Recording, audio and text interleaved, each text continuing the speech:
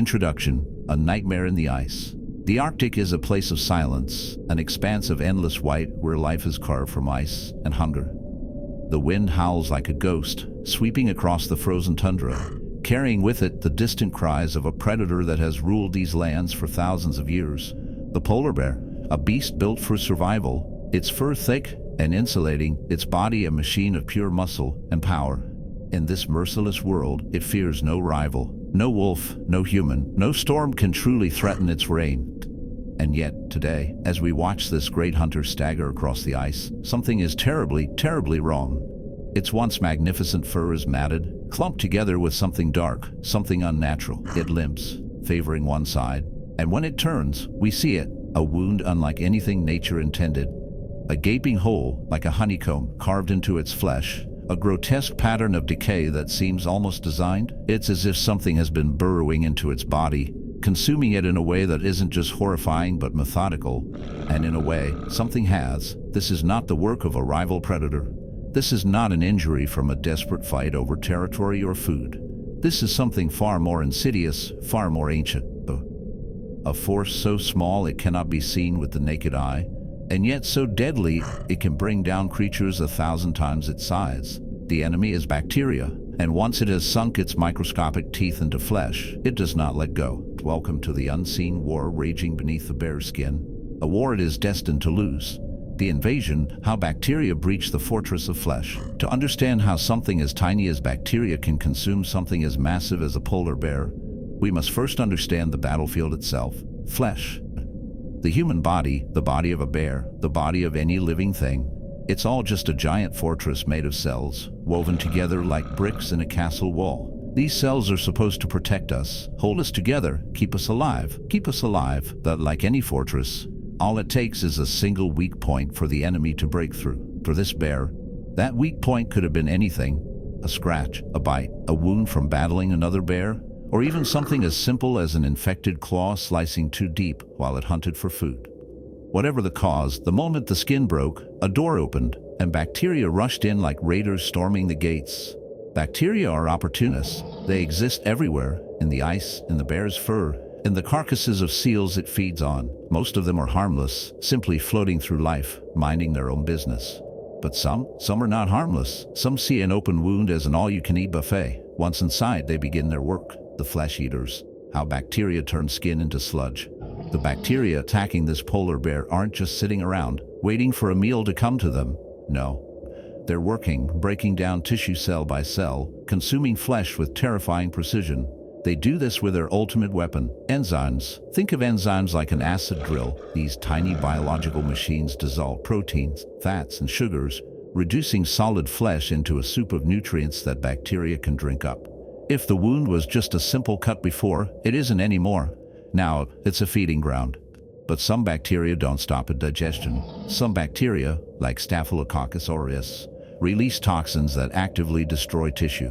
Imagine microscopic grenades exploding inside the bear's flesh, blowing open cells, killing blood vessels, and spreading faster than wildfire. The result? A wound that doesn't heal. A wound that grows, eating deeper into the bear's body, like termites hollowing out a tree. This is why the wound looks honeycombed, because tissue isn't just missing, it has been liquefied, consumed, and replaced with decay. And the worst part? The bear's immune system can't keep up. The stench of death. Why infections smell like rot? If you were standing anywhere near this bear, before you even saw the wound, before you noticed the way it limped, you'd smell it. It's the smell of something that shouldn't be alive, but still is. Bacteria don't just eat, they excrete. And what they excrete is horrifying. Sulfuric compounds, putrid ammonia, gases that smell like rotting eggs, dead fish, and sour milk, all blended together into something so thick it feels like it sticks to your tongue. The bear can smell it too, but there's nothing it can do. Its own body is betraying it. When the flesh dies, the real horror begins. At a certain point, the tissue around the wound stops trying to fight. The blood vessels collapse. The oxygen flow ceases. The flesh turns from red to purple to black, a sign of necrosis. This means one thing: the tissue is dead. And dead tissue is prime real estate for even worse bacteria. Enter Clostridium perfringens. This bacteria thrives in death. Unlike normal bacteria that need oxygen, Clostridium prefers the rotting, airless pockets of dying flesh. And it has a horrific way of feeding. It ferments flesh. That's right, it doesn't just eat, it turns tissue into gas. The bear's wound is no longer just a hole. It's a swollen, blistering mess of air bubbles trapped under rotting skin. If you pressed against it, you'd hear something truly disturbing, crackling, like stepping on dried leaves. That's the sound of bacteria creating pockets of gas inside the bear's own body. And if these bacteria reach the bloodstream, the infection goes system-wide. The bear's own blood will turn against it, delivering toxins to every organ, shutting down its kidneys, its liver, its brain. This is sepsis, and sepsis means death, the darkest irony. When the mighty fall, now take a step back.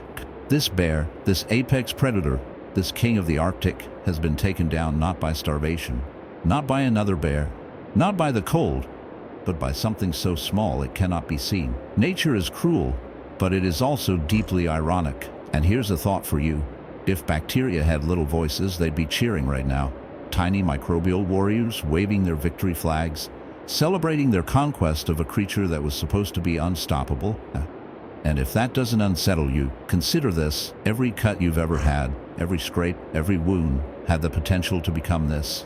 You, me, everyone, you are one bad infection away from being this bear. So maybe, just maybe, wash your hands. The unseen invaders, when parasites take over, a new horror awakens. From bacteria to parasites, bacteria are horrifying enough. Tiny, mindless creatures that devour flesh, reduce muscle to soup, and spread like wildfire through the body. But they are not the only invaders lurking in the Arctic. No, the war against life is fought on multiple fronts.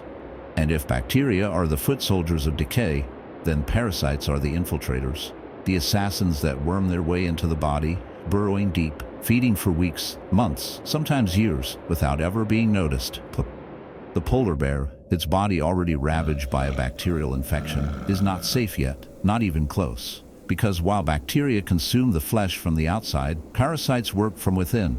And once they take hold, they don't just infect, they control. They don't just infect, they control. The hidden enemies. What are parasites?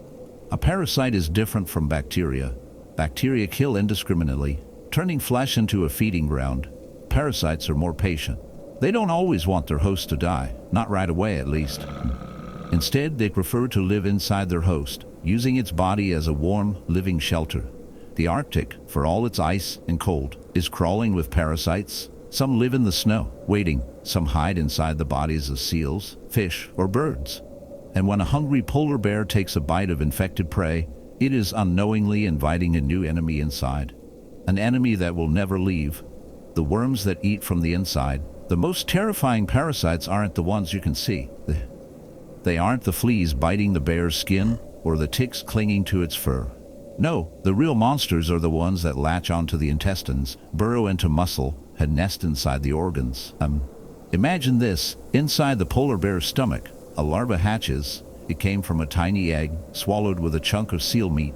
It starts small, invisible to the naked eye, but it grows and grows and grows. And within weeks, it is a full-size tapeworm, its pale, wriggling body stretching meters in length.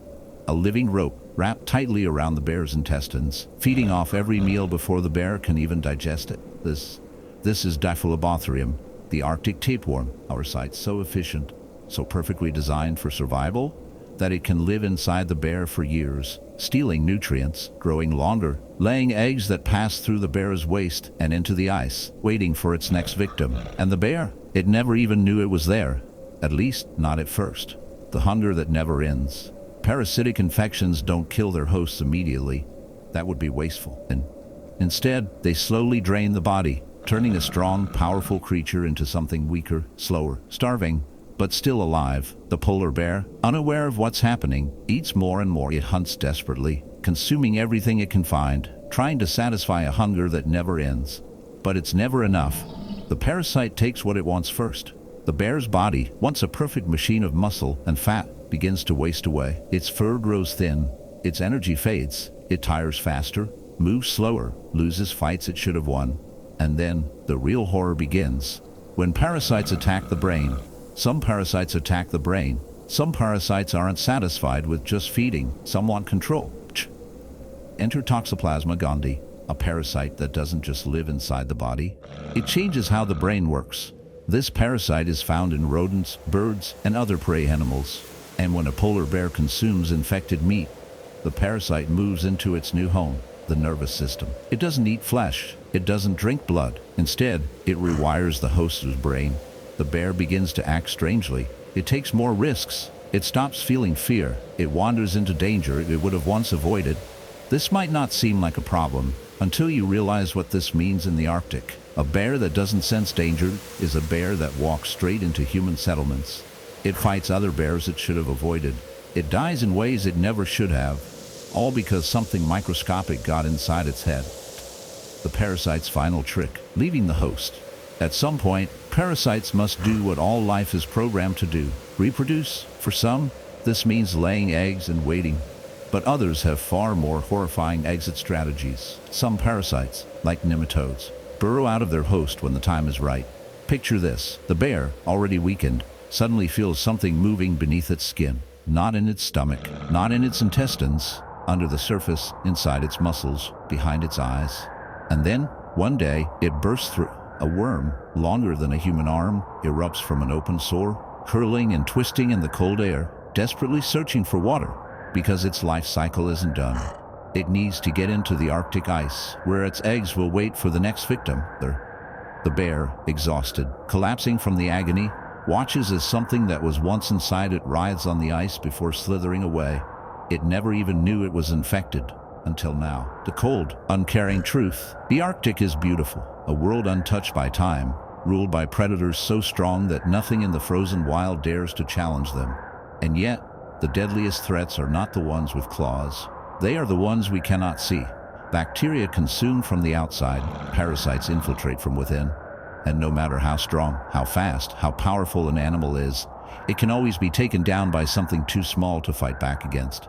It's a cruel irony, and maybe the next time you feel an itch, a pain in your stomach, or a strange shiver in your spine, you might wonder, is something inside you too? But hey, don't worry about it. I'm sure you're fine.